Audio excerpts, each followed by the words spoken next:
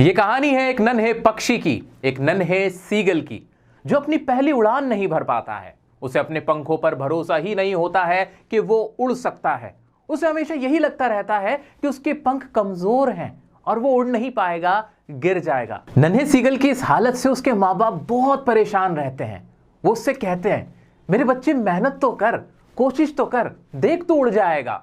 लेकिन नन्हा सीगल वो तो डरता रहता है। उसके तो मन में यह बैठा हुआ है कि उसके कमजोर पंख उसको उड़ा नहीं सकते, वो गिर जाएगा। और इसी वजह से वो हिम्मत नहीं जुटा पाता। वो हमेशा डर में ही जीने लगता है। वो ये भूल जाता है कि वो एक पक्षी है, उसके पंख हैं और वो उड़ सकता है। नन्हे सीगल्स के जो छोटे बहन भाई होते हैं, जिनके पंख उससे भी छोटे होते हैं, वो भी उड़ने लगते हैं। लेकिन नन्हा सीगल उड़ नहीं पाता है। ये देखते हुए उसके माँ बाप अब उसे डांटते हैं, उसको ताने देते हैं, यहां तक कि उसको कावड़ या बुज़दिल कहते हैं, ताकि नन्हे सीगल का अंदर का जोश जाग जाए और वो उड़ने की कोशिश करे। और इसी तरह एक दिन उसके माँ बाप ये फैसला करते हैं कि वो नन्हे सीगल को खाना नहीं देंगे और उसे अकेला छोड़ देते हैं। 24 घंटे बीत जाते हैं। वो नन्हा सीगल वहां अकेला बैठा रहता है और भूख से फड़फड़ाता रहता है। वो अपने परिवार की तरफ देखता है कि कोई तो उसकी तरफ आए, कोई तो उसको खाने को दे। और अचानक वो देखता है कि उसकी मां उसकी तरफ देख रही है और एक मुंह में मछली लेकर उसकी तरफ आ रही है। लेकिन वो बीच रास्ते में रुक जाती है। ये देख के वो पागल हो जाता है और भूख से बिलबिलाते हुए उस चोटी के किनारे से एक मछली की तरफ कूद पड़ता है। इस वक्त वो बहुत डरा हुआ होता है, उसको कुछ सुनाई नहीं दे रहा होता है। लेकिन 1 मिनट बाद उसे एहसास होता है कि उसके पंख फैल गए हैं और वो आसमान में, हवा में उड़ रहा है। और इस तरह वो अपनी पहली उड़ान भरता है। उसे उड़ता देख उसके पेरेंट्स भी उसके पास आ जाते हैं, साथ ही उसके छोटे बहन भाई भी उसके साथ उड़ने लगते हैं। वो लोग इसी तरह उड़ते हैं, कूदते हैं और जश्न मनाते हैं नन्हे सीगल की पहली उड़ान का। चैप्टर नंबर 3 फर्स्ट फ्लाइट की बुक का, जिसका नाम है 2 stories about flying.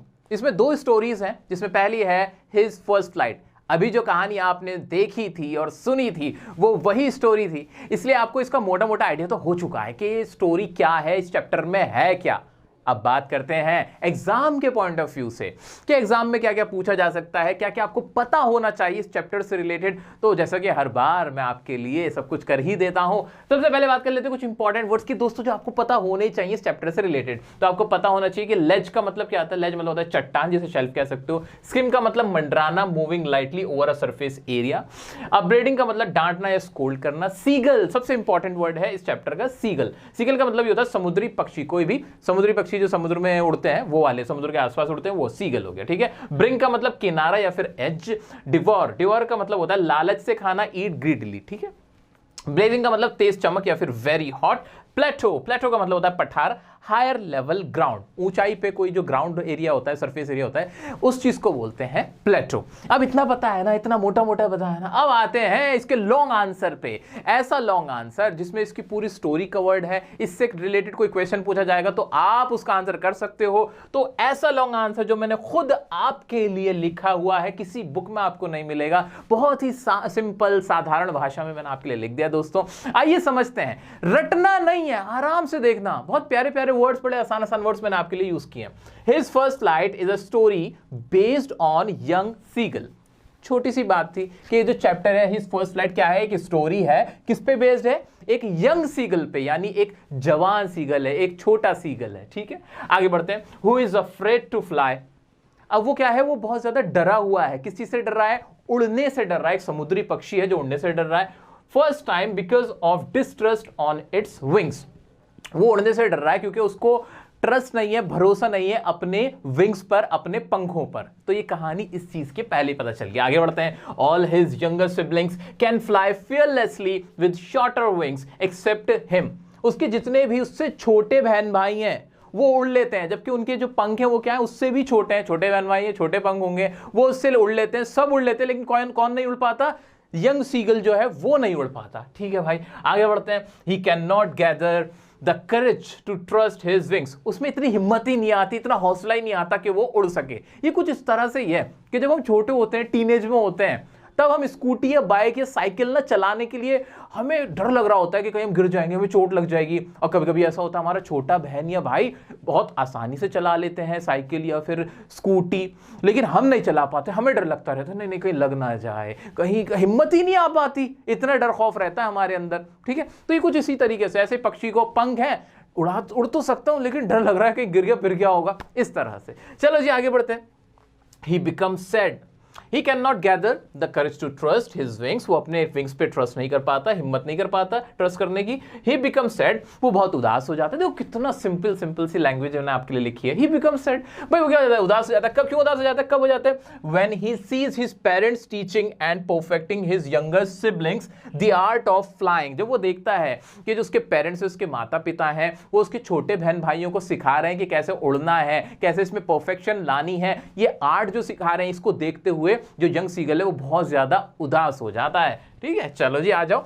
His parents scold and taunt him and call him coward for not even trying. उसके पेरेंट्स उसको डांटते हैं, टॉन्ट करते हैं, ताने देते हैं और उसको कावर्ड बोलते हैं, यानी एक बुज़दिल डरपोक बच्चा बोलते हैं कि कैसा डरपोक है, तेरे में हिम्मत ही नहीं है भाई, उड़ ही नहीं पा रहा यार, तू ट्राई नहीं कर रहा, कोशिश नहीं कर रहा यार, कैसा बच्चा है तू, ये कहते हैं उसको। For not even trying they threaten him to leave him alone and hungry if he does not try। और वो उसको धमकाते हैं कि हम तुम्हें अकेला छोड़ देंगे और तुम्हें खाने को भी नहीं देंगे अगर तुमने उड़ने की कोशिश नहीं की। क्या उसके पेरेंट्स बहुत ज्यादा सख्त हैं? क्या उसके पेरेंट्स उससे प्यार नहीं करते जो उसको अकेले खाने के लिए, बिना खाने के लिए छोड़ के चले गए, उसे भूखा प्यासा छोड़ने की बातें कर रहे हैं, वो उसे डांट रहे हैं, ताने दे रहे हैं? क्या उसके पेरेंट्स उसके दुश्मन है? आपको क्या लगता है? नहीं, वो उसको सिखाना चाहते हैं, उड़ना सिखाना चाहते हैं। दोस्तों एग्जाम में क्वेश्चन पूछा जा सकता है, क्या उसके पेरेंट्स उससे प्यार नहीं करते, वो उसके साथ ऐसा बिहेव क्यों कर रहे हैं? तो आप क्या बोलोगे? आप यही बोलोगे कि they want to teach him how to fly. ये आंसर होना चाहिए। कभी भी ये मत लिख देना हाँ बिल्कुल प्यार नहीं करते थे, ऐसे थोड़े होता है, ताने देते रहते हैं जैसे मेरे मम्मी पापा मुझे देते रहते हैं, वही हाल उसका था। नहीं, पेरेंट्स हमारा भला चाहते हैं। आगे बढ़ते हैं भाई। ओके आगे बढ़ते हैं। The following day he is left in isolation on the brink of the ledge. Ledge का मतलब आपने देखा ही था कि भाई एक चट्टान का किनारा होता है, तो भाई एक छोटी चट्टान का किनारा। तो यहाँ पे फॉलोइंग डे फिर क्या होता है, अगले दिन ही इज लेफ्ट, उसको अकेला छोड़ दिया जाता है, बिल्कुल अकेला छोड़ दिया जाता है। कहाँ पे? किनारे पर, किसके? चट्टान के किनारे पर, उस पहाड़ी के किनारे पर उसे अकेला छोड़ दिया जाता है कि अब नीचे गिरेगा, पानी है और वहां आगे कैसे जाएगा, तो अब उसको अकेला छोड़ दिया, भूखा प्यासा अकेला छोड़ दिया और 24 घंटे तक बेचारे को अकेला छोड़ दिया जाता है। और वो भी बड़ा चालाक है, बड़ा सुस्त मुर्गा है, बिल्कुल सुस्त है सीगल भी भाई, ये भी नहीं कुछ हरकतें नहीं करता, कहता बैठा रहता, ठीक है छोड़ दिया अकेला, कोई बात नहीं, मैं भी बैठा हूं, एक टांग ऊपर करके ना ऐसे करके बैठ जाता है, आंखें बंद करके यूं देखता रहता है कि उन्हें लगेगा सो गया, मर गया, क्या हुआ इसको, ऐसे करके डराने की कोशिश करता है। इतना चालाक है ये, इंसान ही चालाक नहीं होते, सीगल ये पक्षी भी चालाक होते हैं, लेकिन कोई असर नहीं पड़ता है। ठीक है, चलो आगे बढ़ते हैं। He tries to seek the attention of his family members। वो अपने फैमिली मेंबर्स का ऐसे करके यूं करके ऐसे देख के ना एक अटेंशन, उनका ध्यान खींचने की कोशिश करता है कि वो देख लें कि भाई कहीं ये जिंदा तो नहीं है, मर तो नहीं गया, बेहोश तो नहीं हो गया, क्या हो गया इसको। लेकिन कुछ नहीं फर्क पड़ता, कोई नोटिस नहीं करता। Only his mother notices him. बस उसकी जो माँ होती है ना वो नोटिस करती है कि मेरा बच्चा इधर देख रहा है, क्या हुआ, ऐसे ऐसे क्यों, ये एक टांग पे खड़ा हो गया, क्या इसका दिमाग खराब हो गया, देख तो लूं जरा। आगे बढ़ते हैं फिर। He begs his mother to bring him some food. वो अपनी माँ से प्रार्थना करता है, भीख मांगता है, मम्मा थोड़ा दे दो ना, मम्मा भूख लग रही है, ऐसे करके रोता है बेचारा। अब माँ का दिल बेचारी का, माँ क्या करती है? His mother picks a piece of fish and flies towards him. उसकी माँ एक मछली का टुकड़ा उठाती है, अपनी चोंच में दबाती है और उड़ती है उसकी तरफ। लेकिन अभी सस्पेंस बाकी है दोस्तों, होता क्या, बट स्टॉप्स मिडवे, लेकिन बीच रास्ते में रुक जाती है। ये देख के सीगुल पागल उठ जाता है, वो कहता है खाना चाहिए, खाना, मैनू खाना चाहिए, 24 घंटे से भूखा हूं। और फिर वो क्या करता है? He gets beaten out of hunger and takes the dive at the fish with a loud shout। और फिर वो गुस्से में आके ना वहीं उस किनारे से कूद पड़ता है चीखते हुए, क्योंकि वो भूख से पागल हो चुका होता है। फिर क्या होता है? क्या वो मर जाता है? क्या वो डूब जाता है? देखते ना। He falls outward and downward into space and he can feel his wings cutting through the air। वो ऐसे गिरता पड़ता है, ऐसे ऐसे करता उड़ने लगता है। आप ट्राई मत कर लेना, आपके पर नहीं है। ठीक है, चलो जी आगे आते हैं। Finally he takes his first flight. और आखिरकार वो अपनी पहली उड़ान भर लेता है। फिर क्या होता है, ऑल द फैमिली मेंबर्स भाई क्या होगा, सारे फैमिली मेंबर्स सेलिब्रेट ही तो करेंगे, तो इसे याद करना क्या बहुत मुश्किल काम है भाई। All the family members celebrate his victory by cheering and diving and jumping around him, सारे ऐसे कूदने लगते हैं, ऐसे मजा आ गया, उड़ लिया ऐसे कहते रहते हैं। This is how the young seagull overcomes his fear of first flight, his fear of flying and realizes his inner strength। ठीक है, इस तरह से वो अपनी इनर स्ट्रेंथ को पहचान पाता है, अपने पोटेंशियल को पहचान पाता है, अपने विंग्स की ताकत को पहचान पाता है और अपनी पहली उड़ान भर लेता है। दोस्तों क्या इसे रटने की जरूरत है क्या? एक बार बताना कौन सा ऐसा वर्ड है जो यहाँ पे रटने की जरूरत है? कुछ भी तो नहीं है, बहुत सिंपल सी चीजें हैं, बहुत छोटे वर्ड्स मैंने इस्तेमाल किए हुए हैं कि भाई क्या क्या इस स्टोरी के पार्ट हैं, ऐसे मैंने जानबूझ के ना बड़ा लिखा है ताकि आपको ना आसान रहे इसे याद करना। तो रटने की कोशिश मत करना, बहुत सिंपल सी लैंग्वेज में ये है। अब क्या क्या एग्जाम में क्वेश्चन पूछे जा सकते हैं इससे रिलेटेड, वो देख लेते हैं। तो दोस्तों इस चैप्टर से रिलेटेड कुछ क्वेश्चन बन सकते हैं, वो हम समझ लेते हैं। आपको पूरी स्टोरी पता है, कोई भी क्वेश्चन आ जाए उसी स्टोरी में से, इसी लॉन्ग आंसर में से ना काट पीट के आपको लिख के आना, और कुछ भी नहीं। जैसे क्वेश्चन बनता है the young seagull afraid of flying, comment, यानी पूरी स्टोरी बता दो भाई। जो यंग सीगल था उसे उड़ने से डर लगता था, इसके ऊपर कमेंट करना है। तो आप इसके अंदर क्या बताओगे? आप मेन बात बता दो कि भाई उसके अपने माइंड में क्या लिखा हुआ था, उसने अपने माइंड में क्या फिक्स किया हुआ था कि वो उड़ नहीं सकता है, उसके अंदर करेज नहीं था। अगर कोई बहुत 4 नंबर में सवाल आता है, थोड़ा और बढ़ा के लिख देना कि क्या क्या स्टोरी हुई थी, कि कैसे वो उसने अपने मन में बना रखा था, उसके छोटे बहन भाई तो उड़ लेते थे, वो नहीं उड़ता था, उसे लगता था कि उसके विंग्स ने उसको सपोर्ट नहीं करेंगे, तो उसके माइंड में था। ऐसे 4-5 लाइन थोड़ा सा बड़ा करके, और कुछ भी नहीं, और इस तरह से आपका आंसर हो जाएगा। ऑब्जेक्टिव क्वेश्चन में आते तो आपको पता ही है, सारी बातें आपको अच्छे से पता है। ऐसे क्वेश्चन बन सकता है what did the young seagull do to attract his mother's attention, अपनी माँ की अटेंशन के लिए क्या किया था भाई? एक पैर पे खड़ा हो गया था, ऐसे करके खड़ा हो गया था, टुक टुक देख रहा था, ए मम्मा खाना देना, ऐसे करके तो कर रहा था, और आंखें बंद कर ली थी उसने। ये हमने पढ़ा इसके अंदर, तो ये इसका आंसर हो जाएगा, बहुत सिंपल सा था। और क्वेश्चन हो सकता है what happened when the young seagull dived at the fish picked up by his mother, तो जब यंग सीगल एकदम ऐसे मछली को पकड़ने ऐसे गया, माँ रुक गई थी बीच में ही, तो फिर वो जब यूं कूदा तो क्या हुआ था भाई? उड़ने लगा था, उसको ऐसा लगा था कि वो गिर जाएगा, लेकिन ऐसे डाउनवर्ड हुआ, अपवर्ड हुआ, ऐसे करते करते उसने क्या किया था? कटिंग थ्रू दी एयर हो गया था भाई। इतना पता है, ठीक है? तो इस सिंपल से क्वेश्चन इसके बनते हैं। बाकी एग्जाम से पहले जो आपका फाइनल एग्जाम होगा उससे पहले मैं आपकी रिवीजन करा दूंगा, जो एडवांस क्वेश्चन बन सकते हैं वो सब करा दूंगा, ऑब्जेक्टिव वाली प्रैक्टिस करा दूंगा। डरने की क्या बात है जब हम आपके साथ हैं। अगर कोई सवाल पूछना है इंस्टाग्राम पर आप मुझसे पूछ सकते हो, डियर सर काशिफ की आईडी से, आप मुझे पर्सनली पूछ सकते हो, पर्सनली भी जवाब दे दूंगा, कोई दिक्कत नहीं है। अब बात करते हैं इसकी दूसरी स्टोरी की। कौन सी वाली? ब्लैक एरोप्लेन वाली। ये कहानी है एक पायलट फ्रेडरिक फॉर्सिथ की, जो पेरिस से लंदन प्लेन उड़ा रहा था। प्लेन उड़ाते वक्त वो सोच रहा था कि लंदन लैंड करने के बाद वो अपने परिवार से मिलेगा, उनके साथ बैठकर नाश्ता करेगा। तभी वो अपने सामने काले बादल देखता है। काले बादल देखते ही वो समझ जाता है कि आज मौसम खराब है और तूफान आया हुआ है। उसे वापस पेरिस चले जाना चाहिए था, लेकिन परिवार से मिलने का मोह और लालच उसका फैसला बदल देता है। वो प्लेन पीछे नहीं मोड़ता है, जबकि वो जानता है कि उसके पास फ्यूल भी कम है। ना ही वो बादलों के ऊपर से जा सकता है, ना ही साइड से होकर गुजर सकता है। लेकिन परिवार से मिलने का लालच और सपना उसे आगे बढ़ने के लिए मजबूर कर देता है। वो बादलों के बीच में चला जाता है, और वहां पहुंचने के बाद वो घने काले तूफानी बादलों में खुद को फंसा हुआ पाता है। वहां पहुंचते ही उसके इंस्ट्रूमेंट्स वर्क करना बंद कर देते हैं। उसका कंट्रोल रूम से कनेक्शन टूट जाता है। वो घबरा जाता है, परेशान हो जाता है। उसे कोई उम्मीद दिखती हुई नजर नहीं आती है। तभी उसे एक लाइट नजर आती है, एक प्लेन की लाइट नजर आती है। वो प्लेन होता है एक ब्लैक एरोप्लेन, जिसके अंदर एक पायलट बैठा हुआ होता है, जो उससे कहता है फॉलो मी। वो उस प्लेन के पीछे पीछे चल देता है। अब उसे डर लग रहा होता है कि फ्यूल खत्म हो रहा है और शायद सिर्फ 5 मिनट ही वो प्लेन को उड़ा पाएगा। लेकिन तभी उसे एक रनवे दिखाई देता है और वो आराम से अपने प्लेन को लैंड करा देता है। जैसे ही लैंड कराने के बाद वो बाहर निकलता है, वो फौरन कंट्रोल रूम जाता है और पूछता है कि कहां है वो पायलट, उस ब्लैक एरोप्लेन का पायलट जिसने मुझे इतनी बड़ी मुसीबत से निकाल दिया था, मेरी और पैसेंजर्स की सबकी जान बचा ली थी। मैं उसे थैंक यू कहना चाहता हूं। इस बात पर कंट्रोल रूम में खड़ी वो लड़की जोर जोर से हंसने लगती है और कहती है कि सर आज तो कोई और प्लेन उड़ा ही नहीं। फिर वो कौन था जिसने फ्रेडरिक फॉर्साइथ की और सभी पैसेंजर्स की जान बचाई? और उस प्लेन को काले बादलों से बाहर निकाला। तो दोस्तों ये कहानी थी ब्लैक एरोप्लेन की। उसको लग रहा था कि वो प्लेन नहीं साइकिल चला रहा है, और ये सोचते हुए उसने सबकी और अपनी भी जान जोखिम में डाल ली थी। तो भाई अगर कल को आप लोगों में से कोई पायलट बन जाए ना, तो ये याद रखना, जहाज है, हवा में हो, ऐसे सड़क पे नहीं चल रहे हो कि कहीं भी साइड में करके निकाल लेंगे।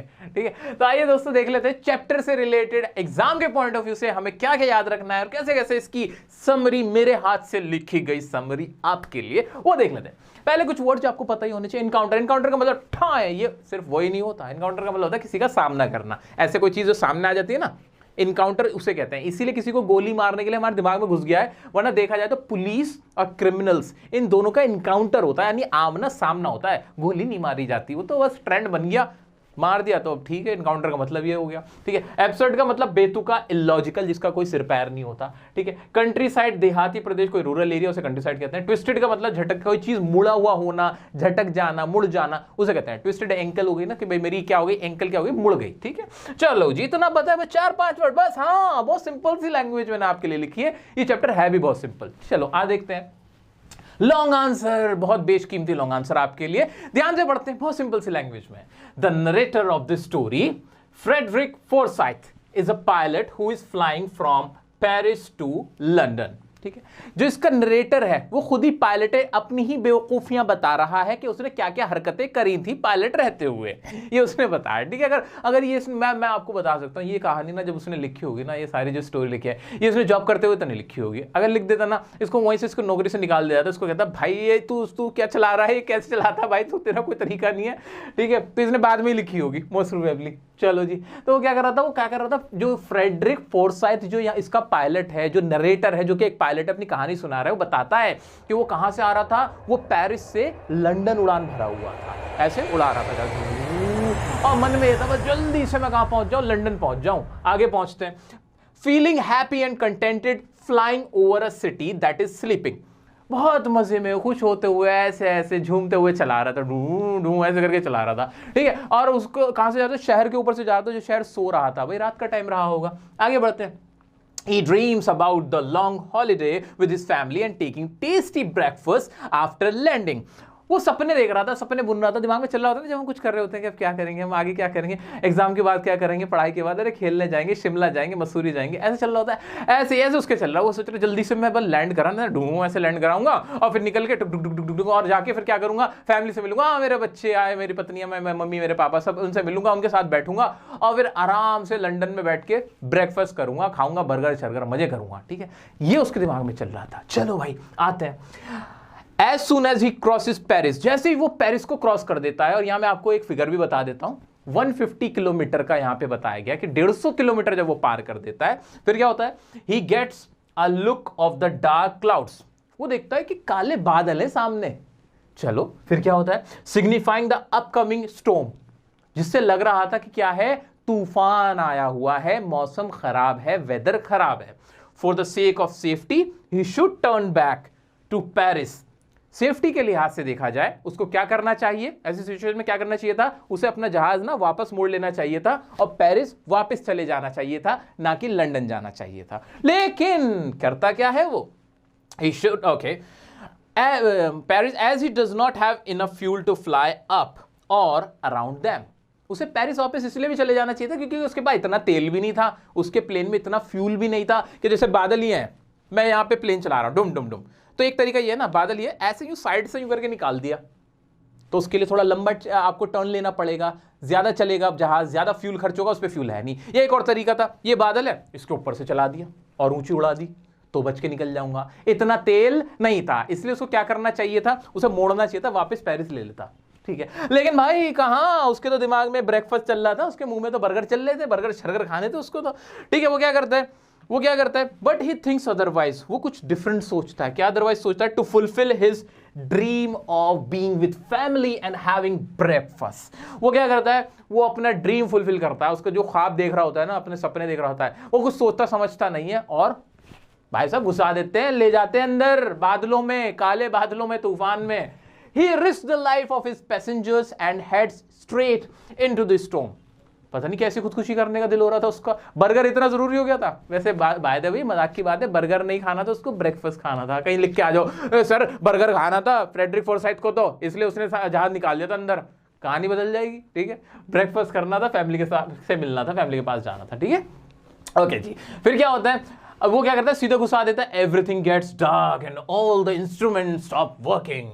हर चीज अंधेरे में घिर जाती है, हर जगह अंधेरा हो जाता है। भाई काले बादल में जाओगे, वहां पे कोई लाइट तो होगी नहीं, वो कोई डीजे तो बज नहीं रहा होगा, गाने चल रहे हैं, लाइटिंग हो रही है, नहीं। आप घुस गए लेके अंदर, अब भुगतो। अब वहां पे क्या था, अंधेरा छा गया था। उसके सारे हथियार जितने भी थे, instrument, hello hello over control room, सब डब्बा, बिल्कुल खत्म, कुछ नहीं हो रहा था। कंपास वंपास सब डाउन, कुछ नहीं, सारे इंस्ट्रूमेंट जवाब दे गए थे। He lost control of the plane, पता ही नहीं चल रहा कहां जा रहा है, बस अंधेरा है, घुसा जा रहा था, ठीक है।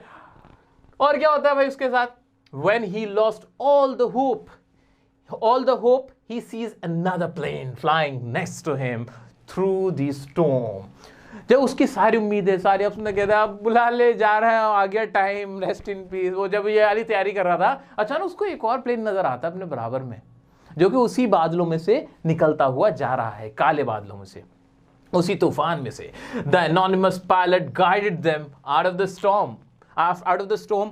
वो जो पायलट था उस दूसरे वाले प्लेन का, उसको कहता है हेलो ब्रदर, क्या हाल चाल, इस तरीके से करके कहता है, ऐसे जैसे साइड में ना मेरे, ऐसे तो मैं बोला हेलो, आजा मेरे पीछे पीछे आजा। वो इसको ऐसे बुला लेता है, इसकी तो सांस में सांस आती है, अरे बच गया, दूसरी लाइफ मिल गई। फिर क्या होता है, एंड डिसअपीयर्स, वो उसको गाइड करता है अपने अपने पीछे, वो उसके पीछे जाने लगता है जैसे एक छोटा बच्चा किसी को फॉलो करता है। अरे भाई साहब एक मिनट, जरा जरा ध्यान से, हल्के हल्के चलाओ। लाइट जल रही होती है उस ब्लैक एरोप्लेन में, उस लाइट को फॉलो करते करते करते करते करते उस बड़े बादलों के झुंड से, जो कि ऐसे माउंटेन जैसे लग रहे थे, बड़े बड़े काले बादल, उनमें से वो निकल आता है। लेकिन अब भी उसको डर लगता है, क्योंकि उसके पास फ्यूल थोड़ा था। उसको ऐसा लगता है कि कहीं ये तो ऐसे लेके तो जा रहा है, पता नहीं कहां लेके जाए, मेरे तो फ्यूल खत्म हो जाएगा, डब्बा नीचे ऐसे नीचे बूम, उसका डर इस बात का। लेकिन वो जो ब्लैक एरोप्लेन वाला पायलट था, वो उसको बहुत, बस 5 मिनट का उसके पास फ्यूल बचा था, 5 मिनट पहले ही उसको वो रनवे दिख जाता है। क्या दिख जाता है? रनवे दिख जाता है। और ये जो फ्रेडरिक फॉरसाइथ था, उस रनवे पे लैंड करा देता है, ठीक है। आगे बढ़ते हैं। After landing the pilot asks about the other plane. जो पायलट होता है वो कंट्रोल रूम में जाता है, अरे बच गया मैं, पहले ये बताओ वो जो ब्लैक एरोप्लेन का पायलट था वो कहां है, मुझे थैंक यू बोलना, गले लगाना उसको। But he is left in shock to know that there was no plane in the sky except his. लेकिन उसके होश तब उड़ जाते हैं जब कंट्रोल रूम में खड़ी लड़की उससे कहती है, सर कौन सा प्लेन? आज तो किसी प्लेन ने उड़ान भरी नहीं, आपका ही दिमाग चकरा गया था जो बादलों में घूम रहे थे और सबकी जान के दुश्मन बन गए थे। आज किसी मौसम खराब था, किसी ने उड़ान नहीं भरी थी, जाओ यहां से। जब उसको ये पता चलता है, वो तो घूम जाता है। फिर वो सोचता है, फिर वो कौन था ब्लैक एरोप्लेन वाला, हेलो ब्रदर कह के मेरे को निकल लिया और मैं बच गया और सब भी बच गए। ये आपसे भी सवाल है, बताओ वो कौन था? कमेंट में बताना मेरे को, मैं भी सुनना चाहूंगा आप क्या क्या सोचते हो। कौन था वो? मैं नहीं था, हाँ मैं नहीं था वो पायलट ब्लैक एरोप्लेन। मुझे ऐसा लगता है, मैं पर्सनल बताऊं, मुझे ऐसा लगता है वो एलियन था। चलो जी, तो ये स्टोरी थी, बड़ी प्यारी सी स्टोरी थी। इसके अंदर इतनी मजेदार स्टोरी, कोई डिफिकल्ट वर्ड नहीं है इसके चैप्टर में, कोई डिफिकल्ट वर्ड नहीं है, बहुत प्यारी प्यारी सी स्टोरी है, आसानी से याद हो जाएगी। इसके कुछ क्वेश्चन देख लेते हैं जो आपके एग्जाम में आ सकते हैं, पूछे जा सकते हैं। किस तरह से पूछे जाएंगे देख लेते हैं। आइए दोस्तों देखते हैं कुछ क्वेश्चन, एनसीईआरटी के क्वेश्चन बहुत अच्छे हैं इसके, वो देख लेते हैं। इसमें पूरी स्टोरी ही सम अप हो जाती है। I will take the risk, what is the risk, why doesn't the narrator take it. Risk क्या, ये पूछ रहे हो? अरे भाई तूफानी बादल के अंदर जहाज घुसाने का रिस्क था। अब पूरी स्टोरी कहीं ना कहीं आपको इसके अंदर बतानी पड़ेगी 5-6 लाइन के अंदर, कि भाई वो पेरिस से लंदन जा रहा था। जब वो 150 किलोमीटर क्रॉस कर जाते हैं, उसके बाद उसे एक माउंटेन जैसे कुछ स्टोमी क्लाउड उसको नजर आते हैं, और जिसके लिए उसके पास फ्यूल भी नहीं होता कि वो उनके ऊपर से ले जाए या बराबर में से ले जाए। तो उसे वापस जाने के बाद उसके पास ऑप्शन होता है जो वो एक्सरसाइज नहीं करता, वो सीधे स्ट्रेट ले लेता है। क्यों ले लेता है? क्योंकि उसको लालच होता है। लालच किस चीज का होता है? क्योंकि उसको ड्रीम कर रहा होता है कि वो अपनी फैमिली से मिलेगा लैंडिंग करने के बाद और ब्रेकफास्ट करेगा अपनी फैमिली के साथ। ये सारी बात थी, ये आंसर हो जाएगा। नेक्स्ट है, describe the narrator's experience as he flew the aeroplane into the storm. कि जब वो स्टॉर्म में घुस जाता है, जब वो इस तूफान के अंदर घुस जाता है, तो नरेटर का क्या एक्सपीरियंस है? क्या एक्सपीरियंस होगा आप मुझे बताना, 1 वर्ड में बताना क्या एक्सपीरियंस रहा होगा। यार वही बता देना कि भाई उसके इंस्ट्रूमेंट्स वर्क नहीं कर रहे थे, कंपास वर्क नहीं कर रहा था, कंट्रोल रूम से उसका कनेक्शन नहीं हो पा रहा था, उसे हर तरफ चारों तरफ अंधेरा ही अंधेरा दिख रहा था। ये तो था, और क्या था? और क्या क्या वहां पे डीजे बज रहा था, वहां पे क्या पार्टी चल रही थी, उसे जूस वूस मिल गए थे एकदम से। एलियन और है भाई साहब, क्या हाल चाल है? भाई वहां पे तो कौन होते हैं वो क्या कहते हैं, जो प्राण भक्षी होते हैं, जो प्राण लेके जाते हैं हमारे, वो कौन होते हैं भाई? कौन होते हैं प्राण ले लेते हैं हमारे? पता ही नहीं तुम्हें? जिनके साथ वो होती है, क्या कहते हैं, गाय होती है, क्या होते हैं वो? भूल गया मैं, तुम भी नहीं बता रहे हो। यमराज। वह तुम्हें भी मिलेगा यमराज, ऐसी बात नहीं, तुम्हें याद नहीं है, बिल्कुल पूछ रहा हूँ जब से भाई। यमराज, यमराज सबको तो मार के लेके जाते ना यमराज, तो उन्हें तो यमराज मिल रहे थे वहां पे, और क्या हो रहा था। चलो नेक्स्ट देखते हैं। What made the woman in the control center look at the narrator strangely? वो जो कंट्रोल रूम में लड़की थी, वो उसे हैरानी से क्यों देख रही थी और क्यों हंस रही थी उस पर? भाई क्योंकि वो कह रहा था वो दूसरा पायलट का है जो ब्लैक एरोप्लेन उड़ा रहा था और जिसने मेरी मदद करी, क्योंकि उस दिन तो कोई फ्लाइट टेक ऑफ हुई ही नहीं थी। ये तो बहुत अच्छी सा और प्यारा सा क्वेश्चन था। Who do you think helped the narrator to reach safely? Discuss this among yourself and reasons for your answers. ठीक है भाई, ये पूछ रहा है कि भाई कि जो नरेटर था उसकी किसने मदद की होगी? भाई मुझे लगा एलियन ने, आप कुछ और कह सकते हो। तो ये टोटली आप पे डिपेंड करता है, आप इसका क्या आंसर करोगे। तो मुझे नहीं लगता कि इसमें अगर कोई समझदार सा टीचर होगा वो उसमें रॉन्ग करेगा, लेकिन एक लॉजिकल सा आंसर लिख सकते हो। तो एलियन तो मैं अपने वैसे फन में कह रहा हूँ। दरअसल ऐसा हो सकता है कि उसकी जो इमेजिनेशन थी, जो उसकी इनर स्ट्रेंथ थी, उसे उसकी वजह से ऐसा फील हुआ कि कोई और पायलट है। एक होता है ना, जब आपको कुछ समझ नहीं आ रहा तो आप ऊपर वाले को याद करने लगते हो, तो आप अपना बेस्ट देने लगते हो, तो आपका माइंड उसी तरह से वर्क करने लगता है कि होता है ना, जब पढ़ती है आदमी के वो करता है। तो उसने अपना बस दिमाग चलाया, उसका दिमाग में ऐसा था कि कोई और पायलट है, जबकि कोई और पायलट नहीं था, वो खुद उसके मन में जो उसकी जितना एक्सपीरियंस था वो सारी चीजें उसने उसमें झोंक दी थी, और जिस वजह से वो वहां से निकल के आ गया था। मुझे ऐसा लगता है ये आंसर हो सकता है। आपको क्या लगता है कि आंसर हो सकता है, वो आप लिख सकते हो। ठीक है, तो एक पॉजिटिव सा आंसर लिख देना, ऐसा फनी मत लिखना कि नहीं वो तो यमराज थे, यमराज प्लेन उड़ा रहे थे, ऐसा कुछ मत लिख देना। हाँ, ये लिखना स्ट्रेंथ थी उसकी, इमेजिनेशन थी उसकी, या फिर उसका सेल्फ बिलीफ था, या फिर वो डरा हुआ था तो उसका पोटेंशियल निकल के आ गया था। इस तरह की बातें लिखना। तो दोस्तों ये दोनों ही चैप्टर, या कह सकता हूं मैं दोनों ही स्टोरी इस चैप्टर 3 की मैंने आपकी कंप्लीट करा दी।